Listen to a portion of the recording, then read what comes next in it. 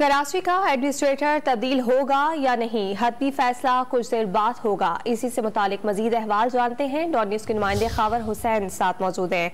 खावर बताएगा, नए एडमिनिस्ट्रेटर की तैनाती के कितने इम्कानात हैं? जी, वजीर आला हाउस में इस वक्त अहम इजलास जारी है जिसकी सदारत वजीर आला सिंध कर रहे हैं। इसमें MKM के हवाले से जो नाम दिए गए हैं एडमिनिस्ट्रेटर लगाने के, उन पर गौर किया जा रहा है। एडमिनिस्ट्रेटर मुर्तजा वहाब जो पहले ही 2 माह कबल इस्तीफा दे चुके हैं, अभी तक उनका इस्तीफा जो है वो कबूल नहीं हुआ था। इस हवाले से अब MKM और गवर्नर सिंध की जानिब से सिंध हुकूमत पर यह जोर दिया जा रहा था मुसलसल के वो एडमिनिस्ट्रेटर तब्दील करके मुत्तहिदा कौमी मूवमेंट से जो वादे किए गए थे उनको पूरा करें।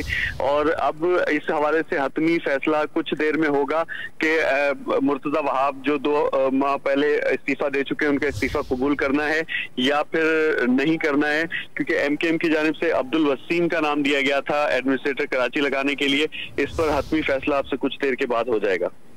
एडमिनिस्ट्रेटर कराची के हवाले से हतमी फैसला कुछ देर बाद होगा और वज़ीर आला सिंध की ज़ेर सदारत इस सिलसिले में एक अहम इजलास मुनक्किद किया जाएगा। बहुत शुक्रिया खावर हुसैन, आपने अपडेट किया।